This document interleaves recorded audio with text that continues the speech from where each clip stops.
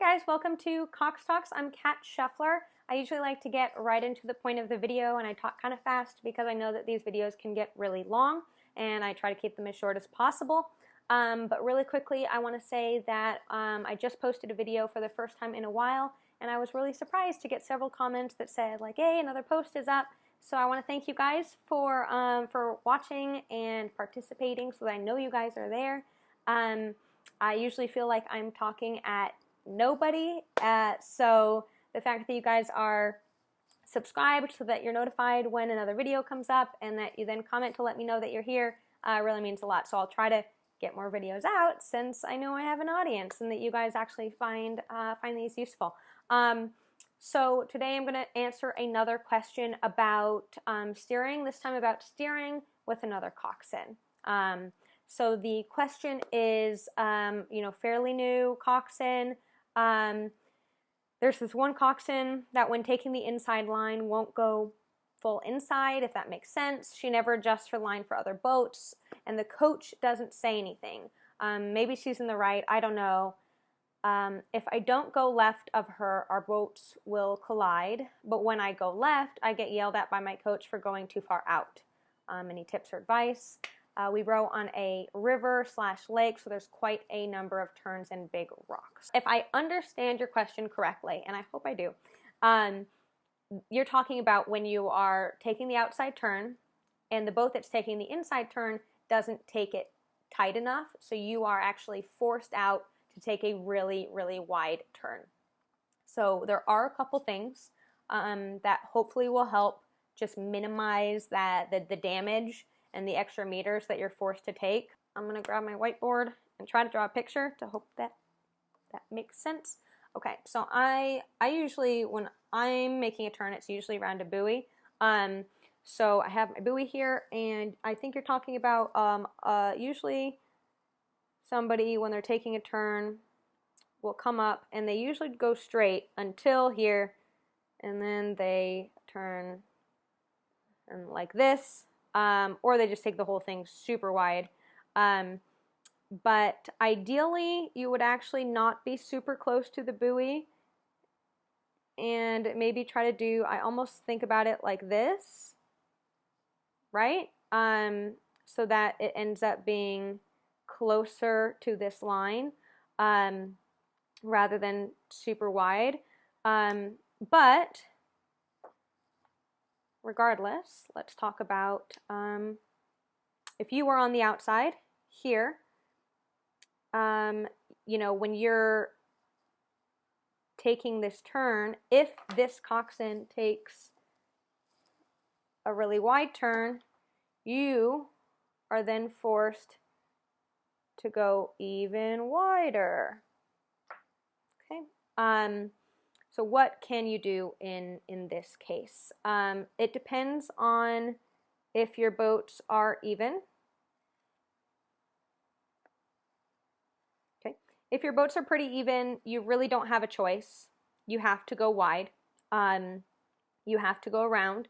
But what I suspect is happening, the reason your coach is calling you out and not the other coxswain, is that you are still taking it too wide. So what you want to do is try to stay as tight on that coxswain as you can without hitting blades. So so sometimes you guys are like this, and then all of a sudden this coxswain is able to just like whoop, and once they get their turn, they come like this, and now you're way out here. Because the whole time you were forced to go straight, straight, straight, straight, straight, and then you get to turn even though they made the turn faster. And that's why your coach is probably yelling at you, is that they were able to take that turn sharper. What that inside coxswain is doing is what's called setting the turn, and you can't start your turn until they do. When we're turning, what we do takes 3 strokes to take effect. So that other coxswain puts their rudder on, they start turning. It doesn't show right away. And then when you notice that they're turning, that's when you turn your rudder on, right? It takes another 3 strokes for your boat to start turning. So now you've gone wider. So you really want to try to watch what they are doing and try to just really stay on them and just, it's a learning curve. And it's, it's going to be different depending on the situation. You want to do your best to just kind of stay tight on them through this whole thing. I would almost try to anticipate not being forced next to them in this part, because I would rather be just outside of them so that I can come like that, right? Because if you're too close, you can't start turning until a little bit later. But if your boats are not overlapping, a better strategy is to maybe swing to the inside turn. If your boats are overlapping and you have to be on the outside, that's a little bit different than if you were, say, back here, okay? Because if they are going to take it really wide and you're actually here at this point, what I would recommend doing, like if they're, I don't like doing this for every practice, because I think that when you are practicing, your goal isn't necessarily to have the best course amongst your team. Your goal is to have the practice be the best.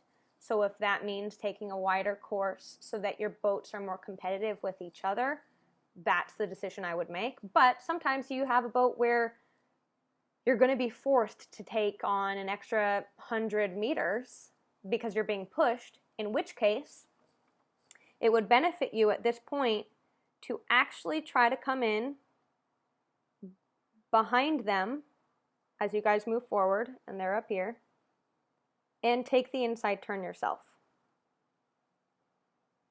Okay? And that's going to be, because you started wider, you can actually take it faster, if that makes sense, because you were on the outside. Don't hit them. That's going to be my first piece of advice. You can only do that when you have clearance on their boat. But when you do, it's a really cool move and definitely cuts meters off your course and makes it pretty obvious that they're the ones that weren't taking a good course. Caveat to that, don't force it. Do whatever is going to be most beneficial to the whole team. As the coxswain in the fastest boat, I would always try to take the longest course. Don't just be like, oh, I'm the fastest, so I can take the shortest course, take the inside turn. No, I would always put myself on the outside turn so that the slower boat has the shorter turn. And then what you end up having is a little more competition, because your faster boat has more meters to cover, and they are therefore, the boats are going to end up being competitive the whole turn, and you have something to race against. The other thing here that is a possibility is if you aren't able to cut on the inside, right? Like maybe they're going to actually, you're saying that they're not taking it full inside. So if they're not taking it tight enough, you have room to do this. If they're going to take a tight turn, don't try to cut on the inside of them. But, sorry, the color keeps changing because of the whiteboard. You could also follow right behind them, hypothetically, if you are slower than them. Again, if you're the same speed, you're just going to try to like match them and try not to get pushed far to the outside. You want to stay close and stay tight on them, and just kind of keep, you can stay close. it's okay. Boats can be close together. They can be really close together. It's harder when you're new because you feel like you need 2 boat lengths between you and the other boat so that you don't hit them, because you're used to steering like this, so you don't know how close you can get to a boat. But you can be very close as long as those oars don't touch. And honestly, if they touch, it's not the end of the world. Just a little kiss, right? You don't want them to clack like the whole thing, and you definitely don't want to hit holes, right? But if you are really tight like this, and then just for a second, but that's risky, right? We're not trying to do that. But you know, you can keep the boats close together, and I think that what's probably happening is you're not trusting that you can do that, so you're taking it really wide, especially when they start their turn. That's for practice. Again, when you're in practice, I think that taking the best course, being the most competitive, doesn't necessarily help the whole team. Or your boat. I mean, it's better for your boat because you've given them less meters to row, but this is a sport about meters. The more meters you cover over the course of the year, the better you are. So you don't need to cut meters off of your boat's practice that day. So if you take the longer course, that's fine. That's better for your boat. You need to practice taking a tight course, sure, being able to take tight turns and whatnot. But when you're practicing with other boats, it's not about cutting them off and being like, I'm the best coxswain because I can cut my teammates off or push them out. That doesn't help your team. It's not really doing anything for your boat. But in a race, we don't have to be nice, and we do want the shortest course. That's the best thing for our boat, is when we have less meters than all the other boats. So in that case, a little bit different. We want to try to take the inside turn when we can. We want to, you know, have the straightest course. The thing about taking the inside turn is you can only take the inside turn when you have the right of way. So the right of way goes to the fastest boat when in a race. The faster boat doesn't have to take the outside turn. And so this one's really tough, is because a lot of coxswains, especially newer coxswains, will think, I'm doing the best thing for my boat by taking the inside turn, even when you have boats that are trying to pass you. You have to yield your course and allow that boat to have the inside turn. This is where communication with other coxswains turns kind of aggressive. So you can yell at other coxswains if you need them to yield, and you will be yelled at by other coxswains if you are not yielding. I didn't know about this rule when I was a novice. No clue, especially in like my first, second head race. I was totally being yelled at by a master's boat, and I had no idea what they were talking about. She was just totally screaming at me as their boat passed, and I guess I was on the inside turn. I didn't know what was going on. But you know, keep your cool. If that does happen to you, try to listen, try to yield your course. When you do yield your course to allow another boat in, that doesn't mean that you have to suddenly take the widest course ever. It means you have to give them enough room to take that inside line and hope that they're good enough that they don't push you out. And then when you are the one who's trying to take your right of way and take the inside line, you can, but you cannot force a collision, right? It's a dumb rule.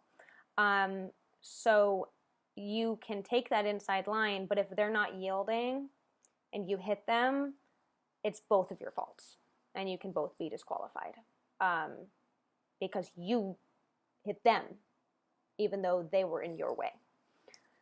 So, you know, coxswains, as always, you have to make a decision in the moment. Are you going to try to edge in there and hope that they move over and yell at them and just wait? Or are you going to just go the long way